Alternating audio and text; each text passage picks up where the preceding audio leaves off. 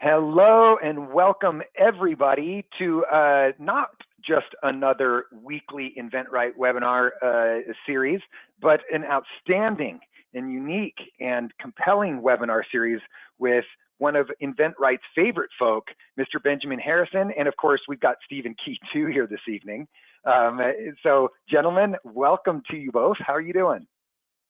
Well, thank you, Terry. I'm doing great. How about you, Benjamin?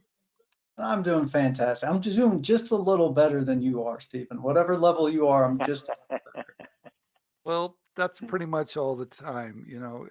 I wouldn't expect anything less from you, Benjamin. nice to be here, guys. Thanks for having me on.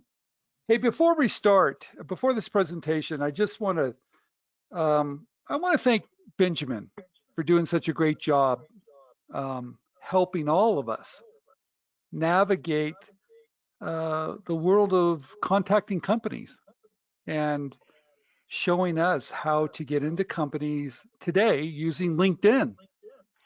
He has mastered this to the point of getting such a great response when people are putting an outreach to these companies and then responding back. But before we start this presentation, I need to give a shout out to Ryan Diaz, and he's probably not listening tonight. But if we step back in time, back in 2000, I think it was 2014, Coach Ryan Diaz was getting into companies, and I know he has a full-time job. And I couldn't quite figure out how he was doing it until one day he said, Steve, I never cold call anybody. So I said, what do you mean? He said, well, I don't cold call companies to get in. I use LinkedIn. And I have to tell you, I said, what do you mean you use LinkedIn? He goes, well, I have a full-time job and I found a way of using LinkedIn in the mornings or during lunch, or even when I'm pumping gas, I can reach out to companies and make a connection. Now, Terry, that kind of threw everything out the door because we've been teaching people to do cold calls, right? Yes, absolutely true. Absolutely true. It changed everything. It kind of did, and I didn't want to recognize it at first because I thought, do I have to change all their stuff? And, but he was so good at it. It changed all the stuff, but in a very good way. I have to change everything I've written about for how many years? Now that LinkedIn has come on the scene, this is going to be painful. So he kept on poking me and saying, Steve, this really works. And so I paid attention to it. And then Benjamin came along, and Benjamin had a very high level project he was working on dealing with record companies. And they're notorious for having a lot of gatekeepers. Okay. And I could tell, I was working with Benjamin and he was a little frustrated at it. I could tell, but I said, keep on playing around with it. And we did. And Benjamin found a way to get into high level people. In fact, he found a way to use LinkedIn to get into anybody. And he's been dedicating the last couple of years at least to find the certain techniques that just make it easy for us inventors to reach out to companies using LinkedIn. And he's been teaching a class. It's called Smart Pitch. And I'm surprised, Benjamin, but those classes are packed. But now I know why. Because you're making it easy for people now. That the dreaded cold call is just thrown out the door. And you figured out a way to help us inventors reach out to all those companies using LinkedIn. And Terry, Benjamin, I don't know, 7 months ago, I think he had a crazy idea to write a book. And I said, well, that sounds like a great idea. And you have all the experience. So Benjamin and I wrote this book called Licensing Ideas Using LinkedIn. I'm very proud to say that it is up on Amazon now. You can find it. And he's going to talk about, there it is right there.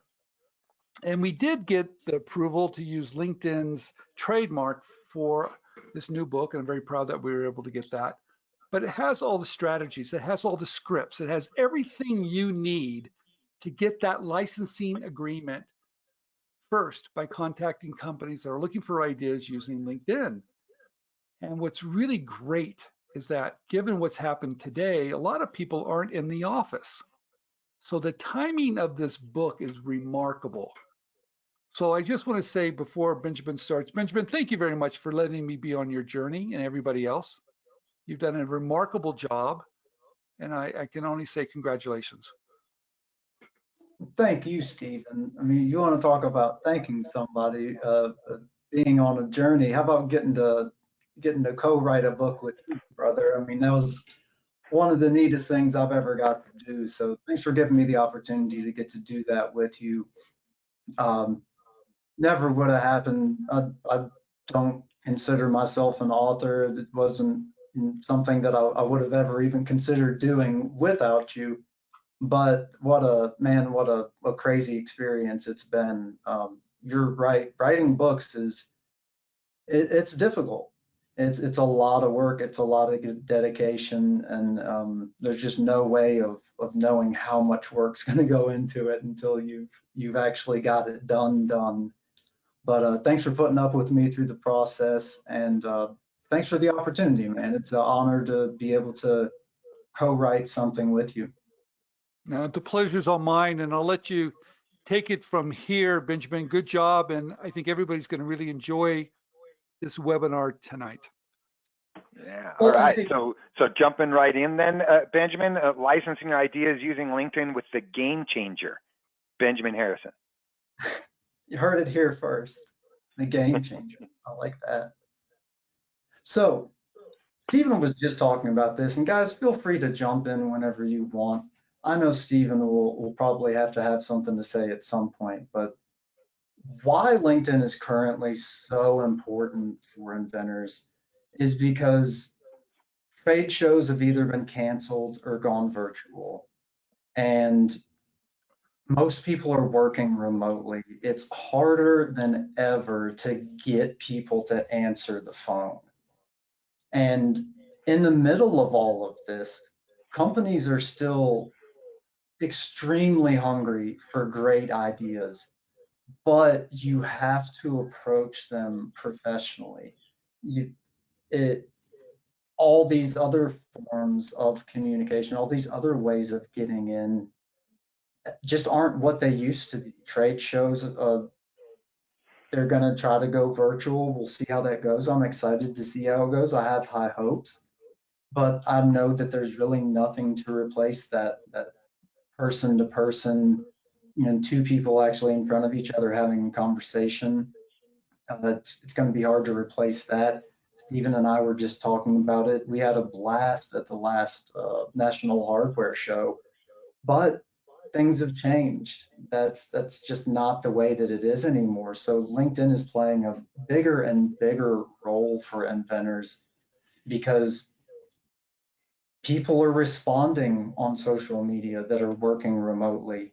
It's something that is just getting more and more prominent daily. People are still hungry for those ideas, but you really don't have many other options out there to professionally approach people at this point. So why I believe that LinkedIn is the future of open innovation is that it's an amazing tool for not just reaching out to companies, but for researching companies as well. And it's where all the decision makers are. There's over 700 million users at this point.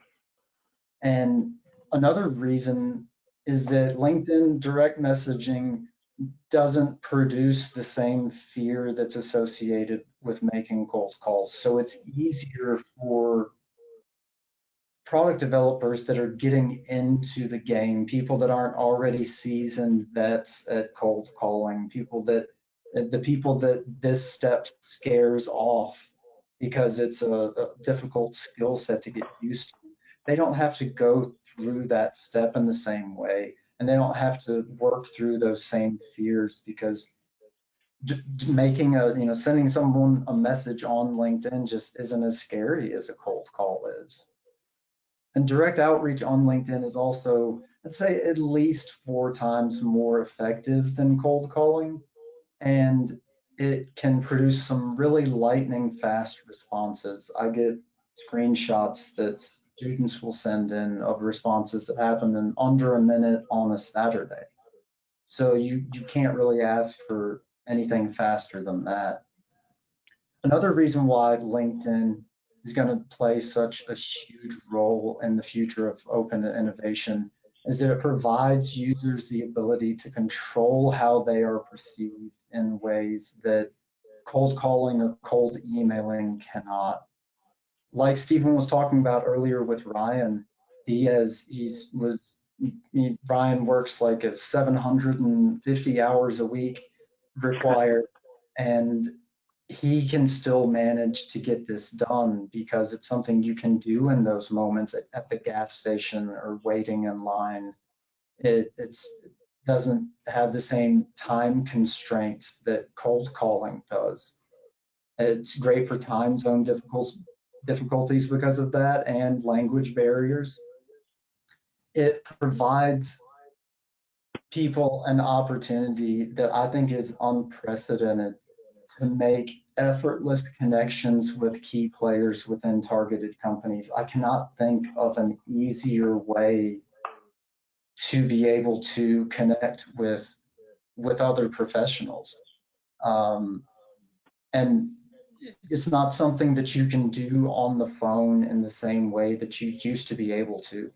Phone calls are becoming more and more of a warm lead tool in today's digital age. And that's something that we'll talk about later, is that the phone is still a necessary tool, but it's more of a warm lead tool today. It's once you've already established a little relationship, once you've sparked some engagement or some interest, that's when you're moving to that. So what ends up happening whenever I try to talk to a lot of inventors about LinkedIn is that they initially have pushback because they think that they have to start creating content or go viral or be an influencer in order to use LinkedIn. And it's just simply not the case.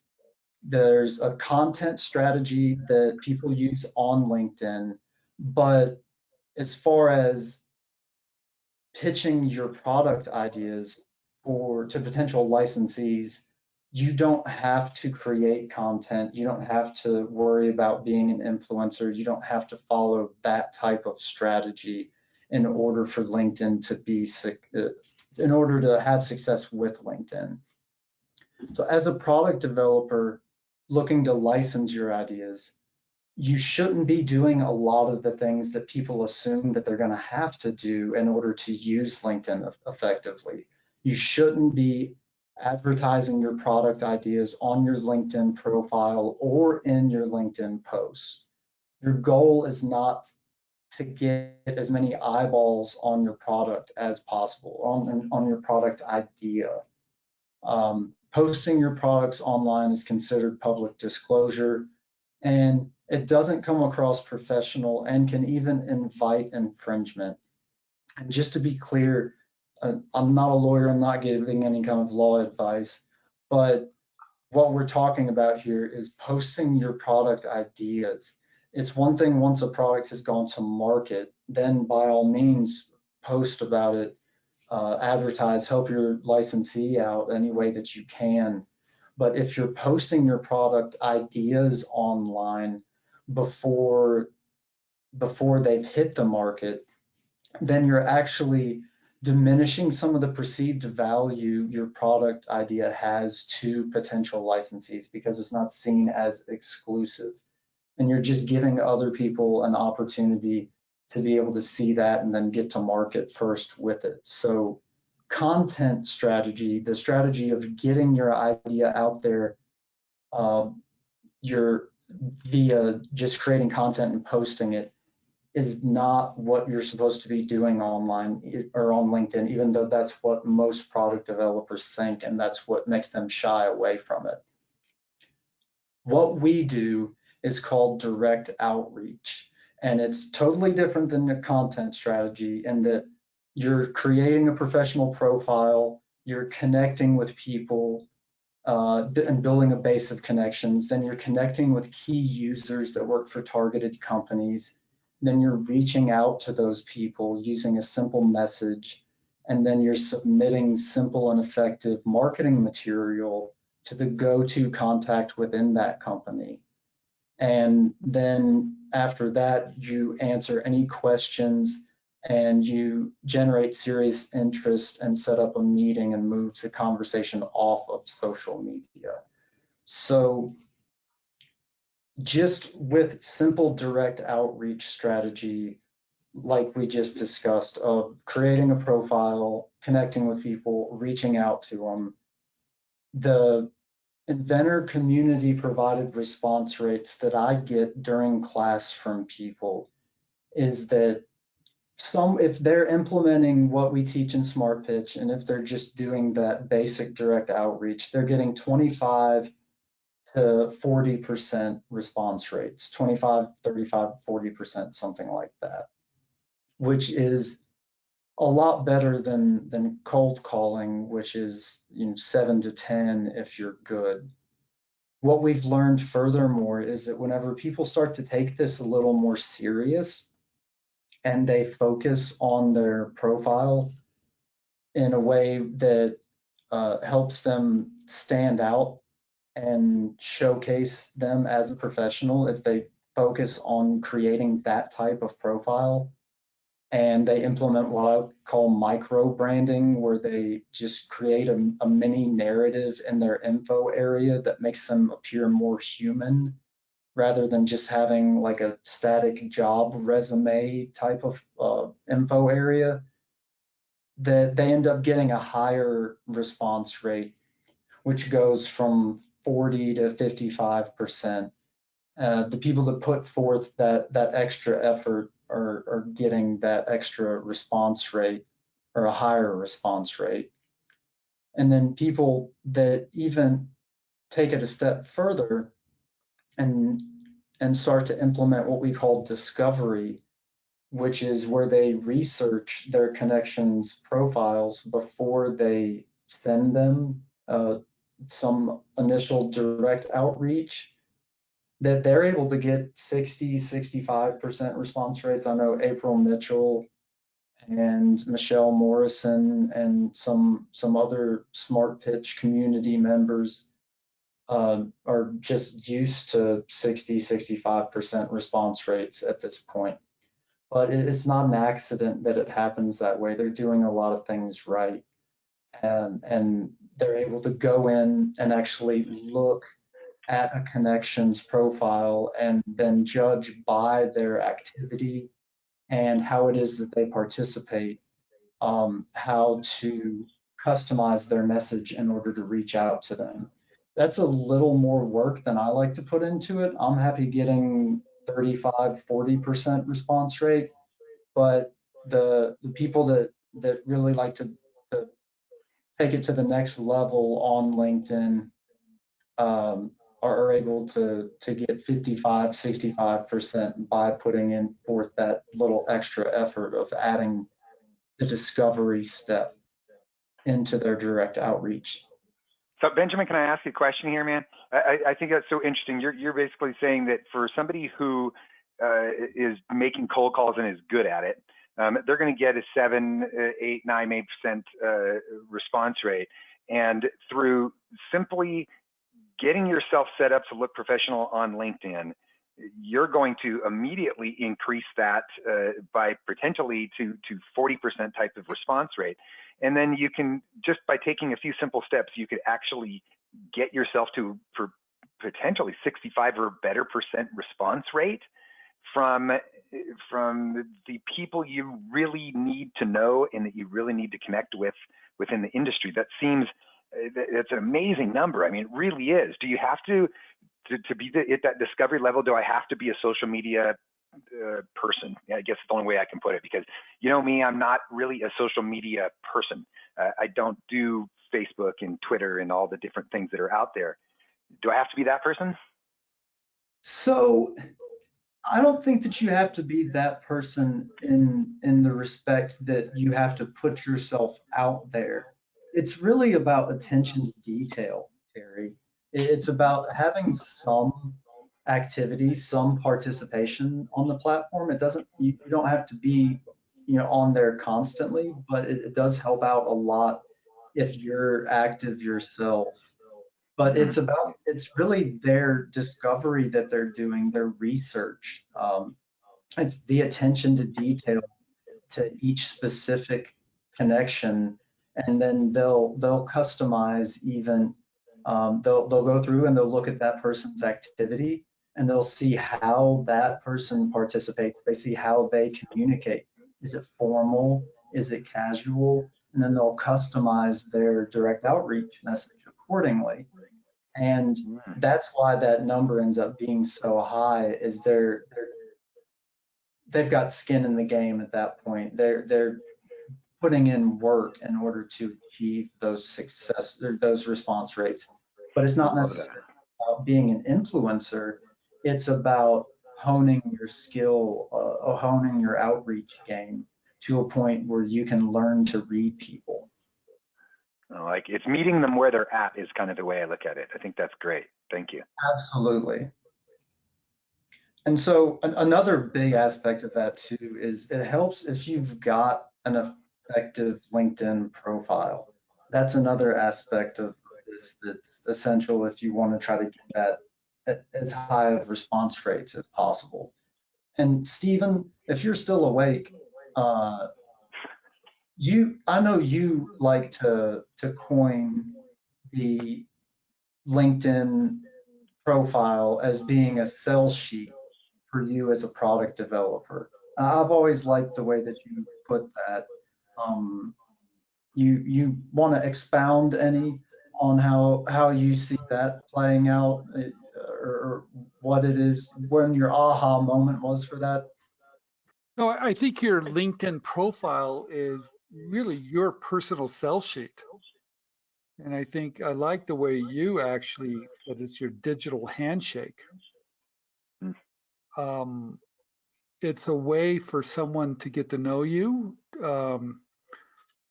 Everybody knows today that most companies are interviewing you along with your product submission. I was able Mm. to interview 30 different industry leaders in 17 different industries, and I asked them, what are we doing right and what are we doing wrong as inventors? And the first thing they told me, they said, look, we really have to get to know you a little bit and determine if you were someone we want to educate, not, I wouldn't say educate, but someone we want to bring into our community. We want to bring into our company. You see, they're interviewing your product submission, but they need to make sure that you're someone that they can bring into their company and not be embarrassed.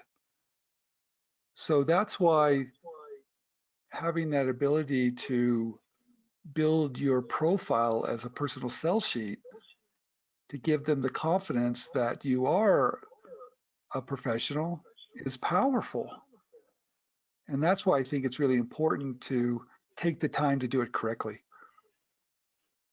I think you're absolutely right.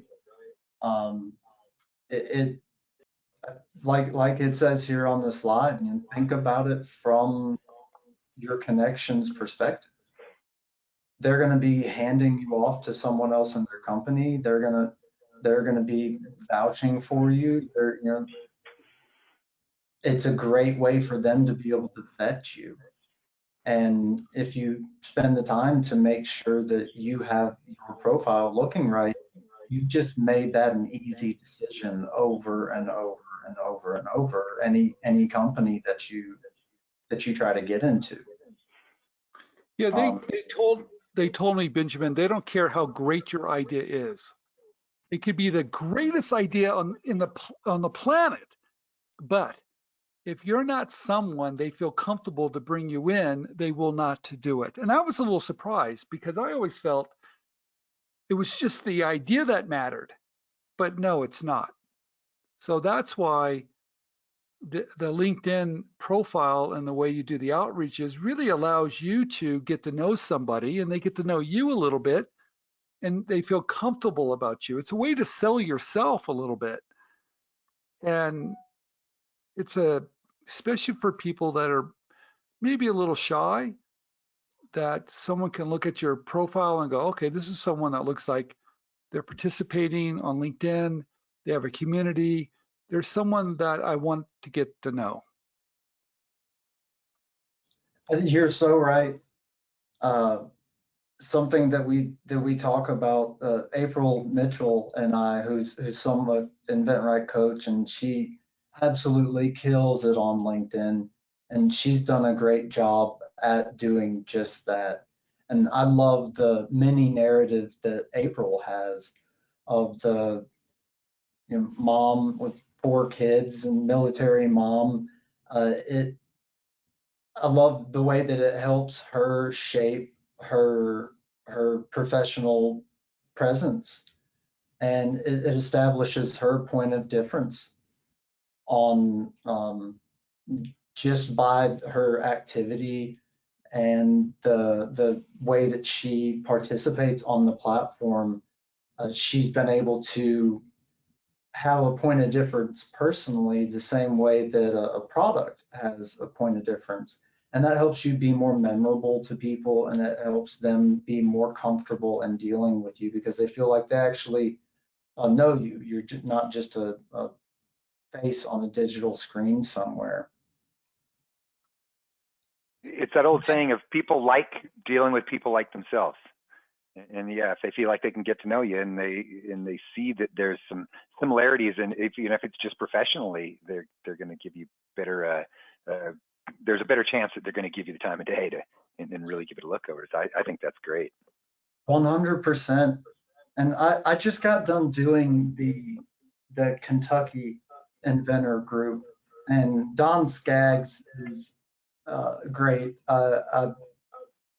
This is my first time doing their inventor group, but I've got to meet Don a couple different times. And I prepared a story because I know Don's a story guy. I did it just for him. And I've been meaning to tell Stephen the story, but we haven't had time for me to get to it. But something that happened to me personally recently that I think is very applicable in this conversation.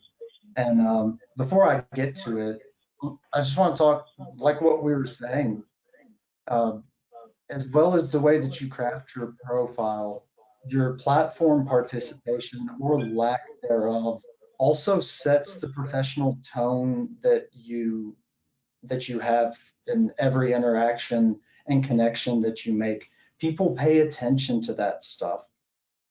We talk about it in Smart Pitch often, how when somebody somebody messages you and asks something of you, and you go and qualify their profile, if you see them being rude, being a troll, being a jerk, or you just have a completely different comfort level in moving forward with responding to that person than if you see them being a positive professional.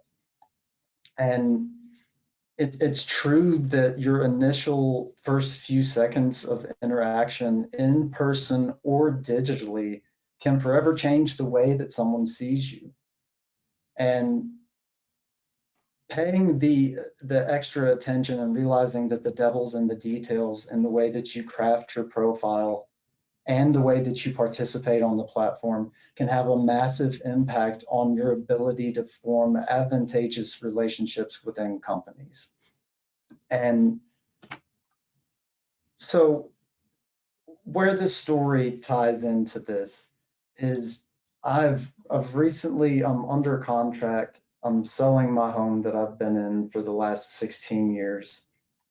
I drew the floor plans for the house that I'm in whenever I was like 19 years old. I've got a lot of my heart in this place. I've spent a lot of time on it, working on it. I did all the columns, all the manels, all the trim work. Just it's been a labor of love for a long time. But we're moving, And my girlfriend Heather and I are moving into an RV that we've bought.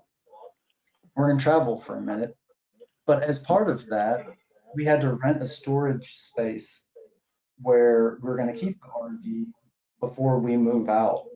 And I'm lucky that we actually have a couple of plugs that work at this storage unit where I can actually plug my RV in, which has been helpful because I've had all kinds of stuff that I've had to work on it. It's not as new as it looks. It looks brand new, but it's older. I got a good deal on it.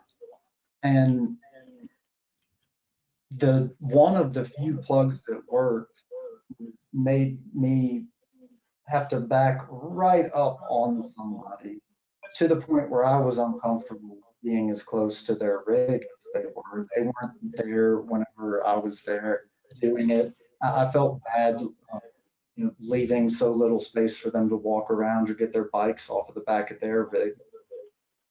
And but I just had to do what I had to do just in order to make it work. And the first time that I saw that guy out there in his F-250 with backed up to my rig as well, I almost didn't even go into place because I just didn't want to deal with some altercation because I'm on top of somebody's belongings. And so I decided that I'd go in instead and just, just go ahead and get it over. Give the guy the respect of apologizing to him, letting him know that I understand, that I'm a little close to him and I don't want to be, but I'm just trying to not be out in the middle of the lane. And uh, I walked up to him and told him that, and he was immediately just so kind back to me. It turned out that he's an ex-Marine. He and his wife both are ex-Marine and met on an aircraft carrier. And this potentially kind of awkward situation turned into a scenario where, because I gave him the respect of talking to him and acknowledging the fact that I was encroaching on him a little bit, we ended up able to form a friendship really quickly. And at this point, we help each other out, and it's been amazing. And then we have another guy that moved in and parks his rig next to ours, and he ended up taking up 2 spaces, this tiny little rig. And the first thing that the guy ever said to me was he asked me if I was the mechanic for the owner of my RV that I bought. That was his opening line to me. So you're this guy's mechanic.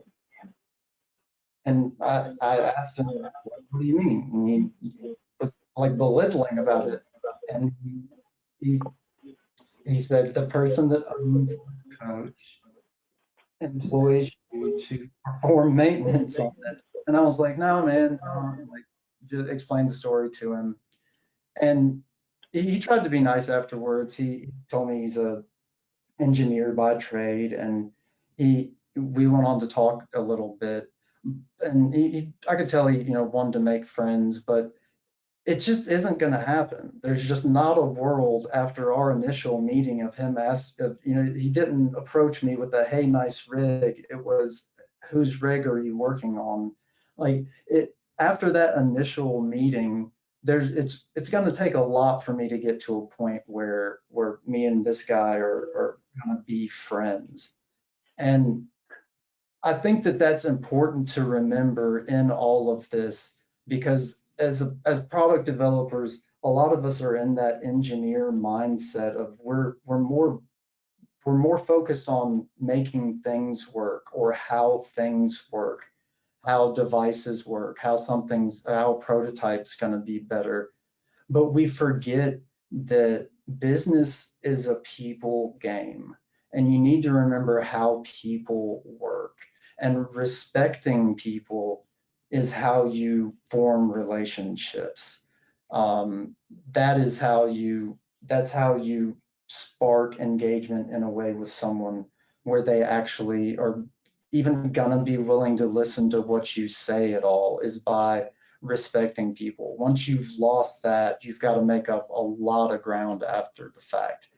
And so sorry to go off on a long story. I know you hate me for it, Stephen, but I think it's important for inventors to remember that licensing, just like any other business, is a people game, and you have to understand how people work if you're going to form those relationships. Another way to get people a little bit more comfortable with you and make your profile come a little more alive, that's a new thing that they've started doing on LinkedIn, is to add a name pronunciation to your profile. It's something that you can do on your mobile devices. You can't do it on a desktop, but you now have the ability to just go through and record a 10-second recording of you saying your name. And I know that it doesn't sound important. I know that it doesn't sound like it would make a big difference, but it's crazy whenever you go to someone's profile and listen to them say their name and then read their about area afterwards, read their info area. It's like their voice narrating it all of a sudden. So Benjamin, I think it's interesting what you're saying. I mean, it sounds to me like much of what you were saying with respect to your story at the RV park and in the story here is it really is about personalizing yourself. It's about making the connection and just being. I think the term you used earlier was being more human. And so it seems to me that you're saying that's like a really big key to having success and building your profile to get that across. Am I accurate in that? You're 100% accurate, Terry. Terry's paying attention, I can tell. Oh, heck yeah. No, thank you. No, it's weird. It is a tiny little touch. It is the weirdest little thing. But do you know Mike Miller? Do you know that inventRight's Mike Miller? Absolutely. Mike was the guy that actually showed me that. And it's a name pronunciation tool that I guess they're using it in business where it's nice, where I don't have to wonder if you pronounce your name Terry or Terre, because I can hear you say it and I won't make that mistake. So it's a nice like business thing, but it ended up being something that just makes you seem a lot more human, makes you a lot more personable. It makes people more comfortable with you. And it was funny when I went and read and listened to Mike, just listen to him say his name on his profile. It just made me smile because I like Mike. He's such a nice guy. I could see him smiling whenever he said his name. So don't underestimate the power of that. I would recommend that everybody take the couple of seconds to just go through and use that option, say your name. Don't use it as an opportunity to get all weird and pitchy or whatever. Don't use it as another opportunity to try to pitch. But moving on, just making connections on LinkedIn, really basic, easy stuff, guys. You just want to make some initial key connections that have many connections themselves. The way that LinkedIn works is the more connections that your connections have, the easier it's going to be for you to get into companies. The easier it's going to be for you to ask those people for connections and then be able to reach out to them. So whenever you start making connections, it's good to start out with making key connections that have a bunch of connections themselves. People tag their accounts with stuff like a LinkedIn lion, or they'll say no IDK somewhere. If you do searches for those two terms, then those are going to be people that have a lot of connections themselves. Stephen, I'm sorry, did I interrupt you? No, not at all, Benjamin. Thank you very much. You know what's really amazing about building this community on LinkedIn? And I want everybody to really hear this. If you connect with me, I have probably 10,000 connections. Now, Benjamin, talk about a little bit of why that's important, right? Because you can connect with me and other people. Before you know it, your network just grows so large.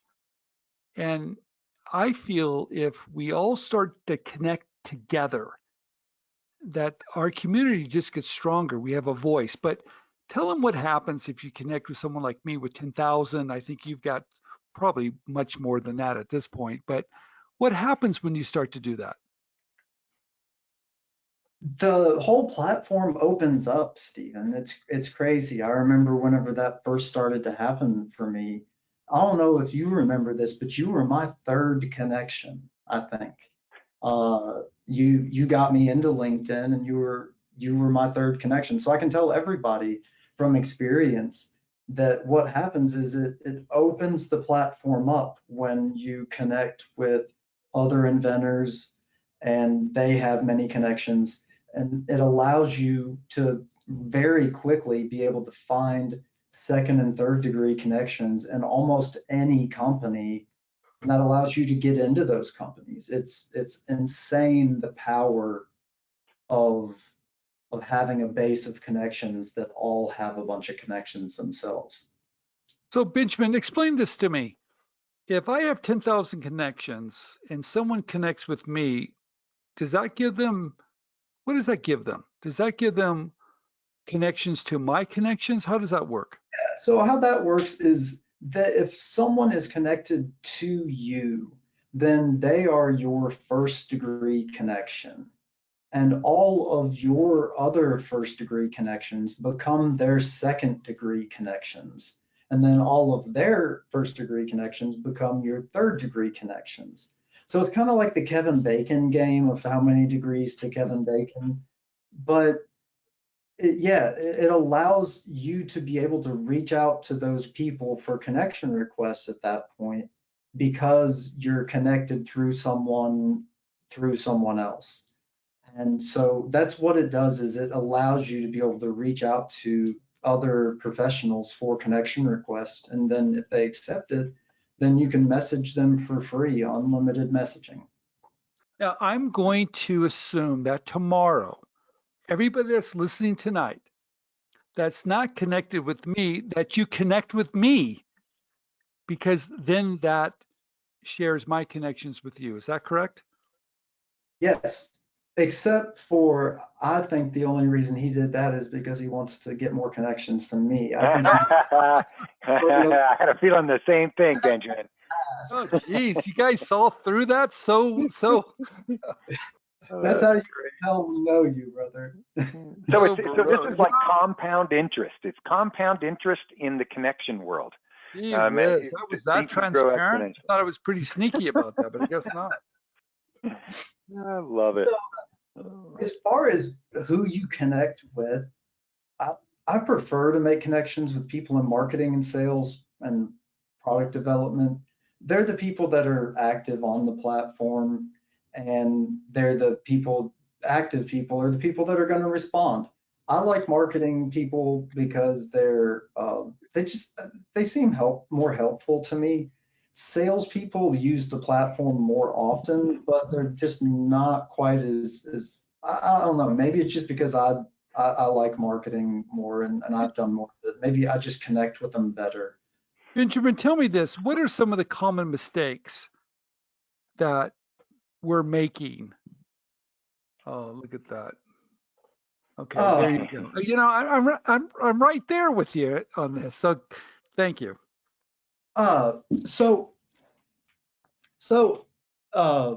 Stephen, give me 2 slides and we'll get to those mistakes. But when you're getting ready to reach out, you need to make sure that you have a couple of things done before you start to do that. And we're just going to go over that checklist really quick, and then we're going to get to, I'm going to start moving faster because I know how long-winded I am, and I know Stephen's got to go. So that checklist is you want to make sure that you have a profile completed and looking professional, at least as professional as the people that you're going to be reaching out to. Have that be your goal. You want to make sure that you have connections within the targeted companies. You want to make sure that you've participated within the industry on LinkedIn that you're going to be pitching into. You need to be participating with the inventing community, and you need to be participating, just liking, commenting on posts within the industry that you're going to be pitching. You need to make sure that you have killer marketing material prepared, be that sell sheets or videos, because you're going to get responses and people are going to expect you to make good on it. So you need to have that ready. You also need to make sure that you have some IP protection in place, and in the form of a provisional patent application. It's really great if you can know your prior art and your point of difference, just as a way of prepping for common questions. It's nice if you can have a prototype ready, that's great, a 3D prototype, whatever it is. But it's nice to have that stuff ready before you start reaching out, because you're gonna get responses and you're gonna need to be able to submit that afterwards. Benjamin, can I ask you a quick question about that? Because I know we are getting close to the top of the hour and we need to kind of move. But I wanted to ask you, you mentioned in that first one, have your profile completed and looking professional. I have students ask me questions often about, oh, do I have to put my picture up there? Can I put an avatar, a comic kind of thing? Can I put a picture of my dog? Can I put something besides me there? What are your thoughts on things like that? Man, I just don't think it's going to come across professional. I think I understand not liking to take pictures of yourself.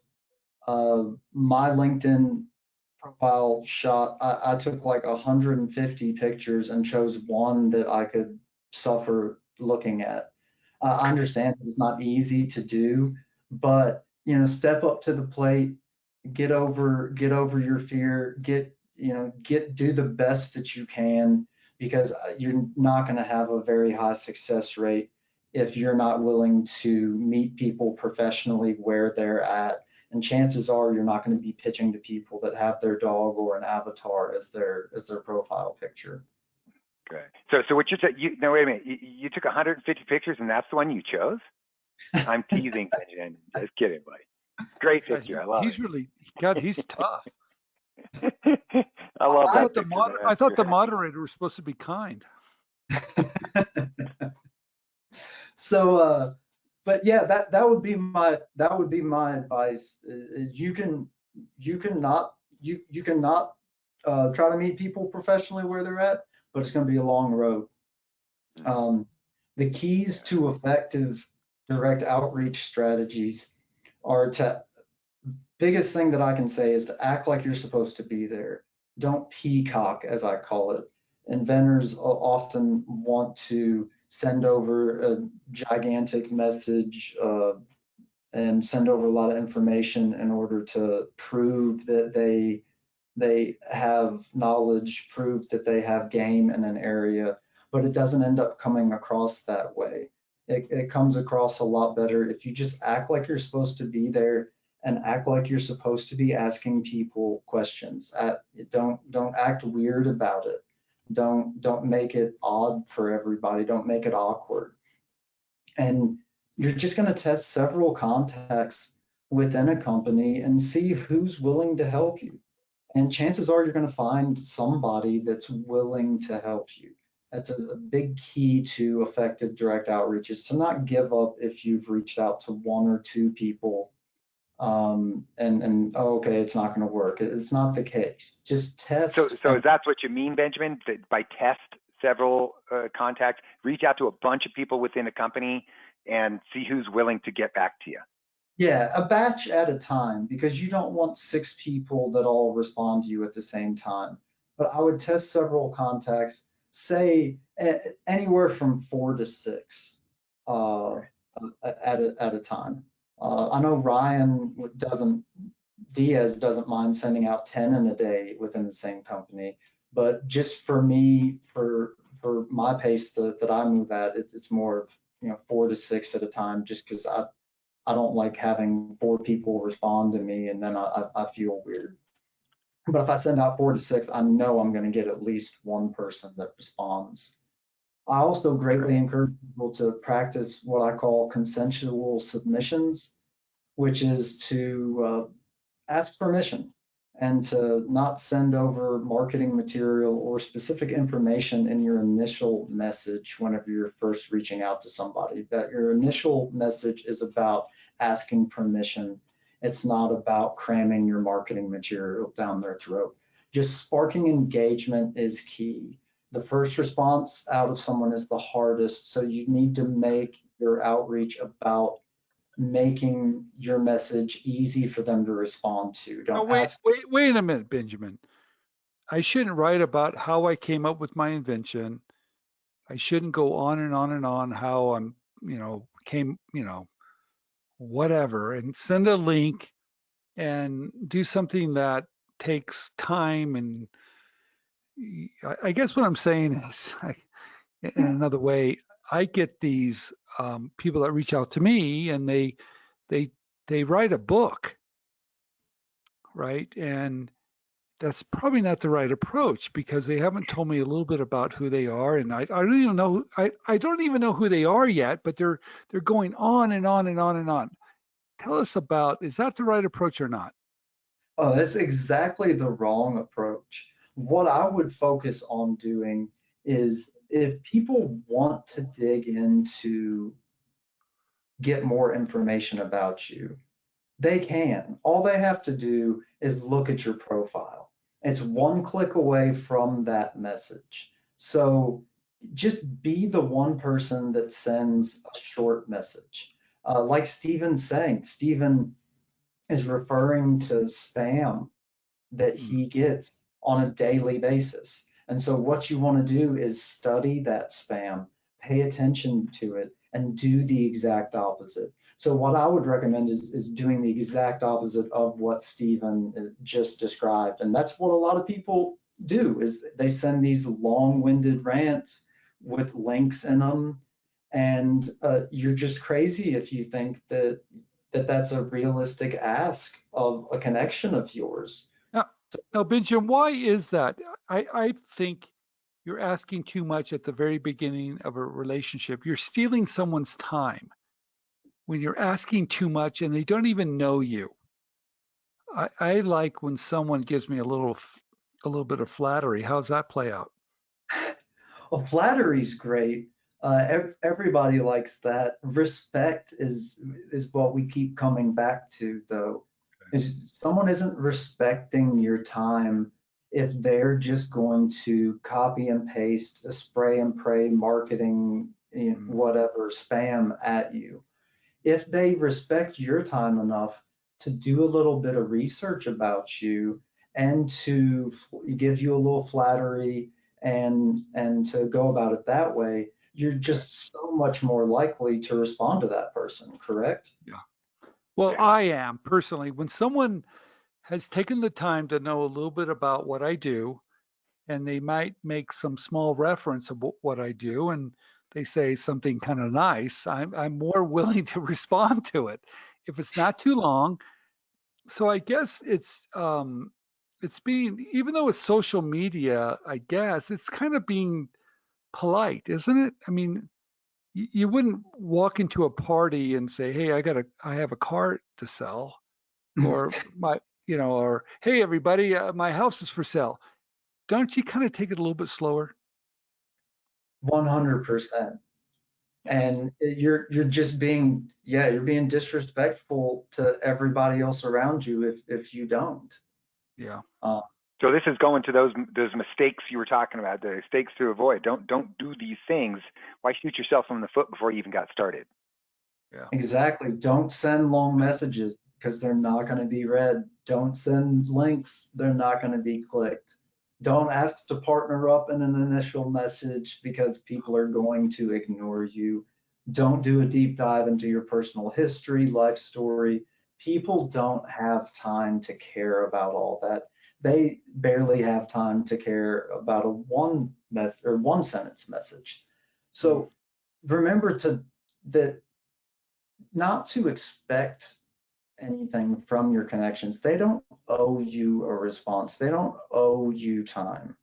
So approach it from that perspective of giving them the respect of getting in, getting out. Love it. So a couple examples of direct outreach message scripts. We included two, and they're really basic, really easy. What you have to remember is that hard linear sales pitches don't work on LinkedIn. Just it's kind of the same as they don't work in person. You have to let your marketing material do the selling for you. So some effective scripts that we've been using for sparking engagement can be as easy as, hey, Terry, do you know who I need to get in touch with at XYZ in regards to open innovation submissions? Or, hey, Stephen, I'm sure it's not your department, but do you know who at company name needs to take care of open innovation submissions? The messages that are short, specific, and ask a reasonable question are just much more infinitely more likely to spark engagement and elicit a response. So another thing that is absolutely massive right now is sending audio messages. I've been talking about this for almost a year and people still aren't catching on. They're still really rare on the platform. You can send audio messages on mobile devices. You can't do it on a desktop, but you can do it on mobile devices via using that little microphone button that you see on that screen. As you hold that microphone button, you can record a message. You have up to 60 seconds, but I recommend just not using it as another place to do some weird pitch, whatever. You'd still just use the same script of, hey, Terry, do you know who I need to get in touch with at XYZ in regards to open innovation product submissions? Thanks for your time. But you're saying it versus texting it to them. So people often listen to audio messages just due to the novelty of receiving one. It's often the first time that they've got one, so they click the play button to listen to it just because they've never seen it before. But what ends up happening is you speaking someone's name makes that outreach feel more personal. You took specific time to say that to them. It's obvious it's not copy and paste spam. So we end up seeing really high response rates out of audio messages versus standard direct messages. You know, one of the things I like about what you're saying there, Benjamin, that you mentioned earlier is that you can hear a smile in somebody's voice. So put a smile on your face when you ask that question, because it really does make a big difference to coming across as friendly. And if they can hear that in your voice, why wouldn't you want to respond to it? Just simply help somebody out very quickly. They sent you a message in a unique way. So I really like that. I think that's cool. Thanks, Terry. And something that Matthew Palmer, one of your coaches, has been doing is he actually gets people comfortable in leaving voicemails via and gets them comfortable using the phone via sending audio messages on LinkedIn up and back with his students. He's able to critique their approach that way. So it's a really neat way to get more comfortable, talking and getting used to whatever script it is that you're going to be using.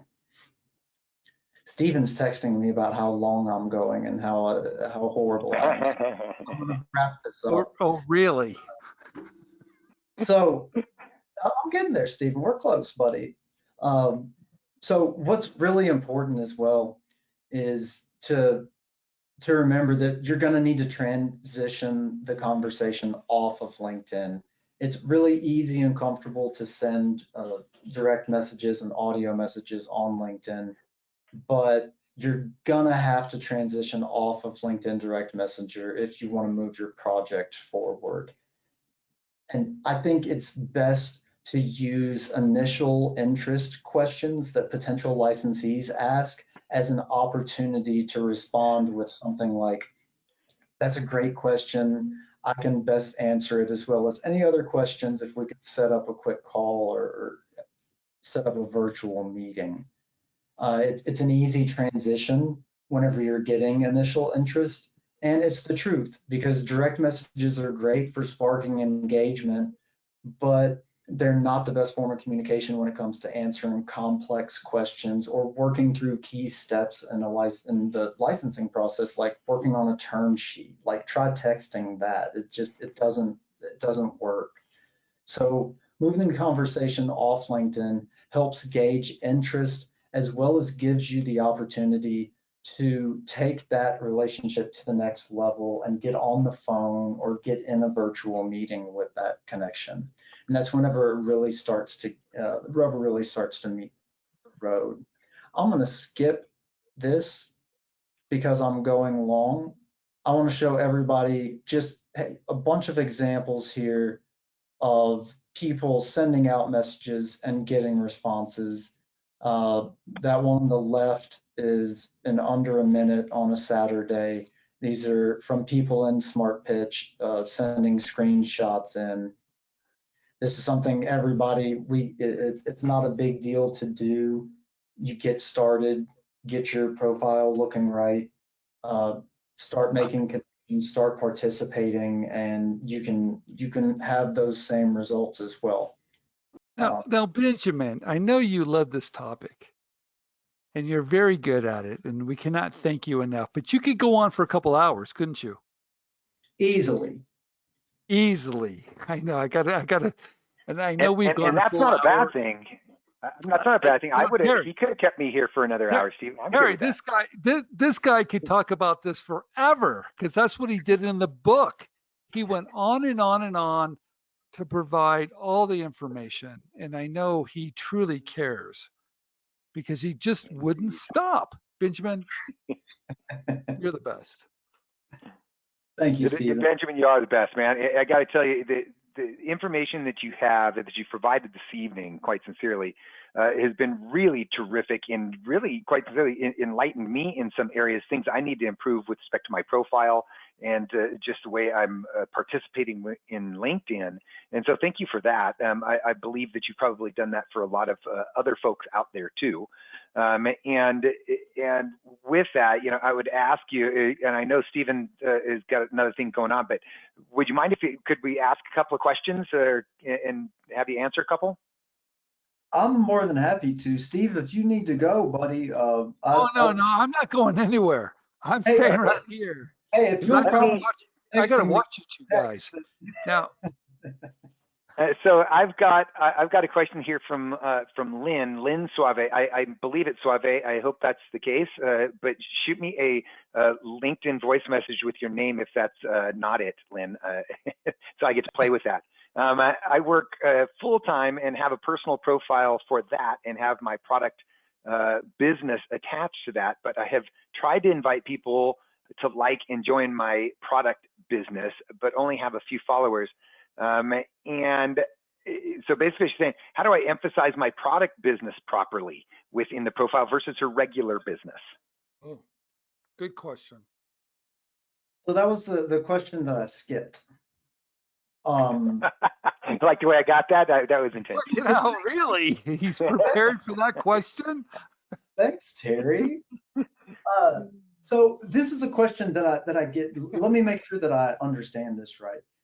They have two different LinkedIn accounts. Mm-hmm. Right.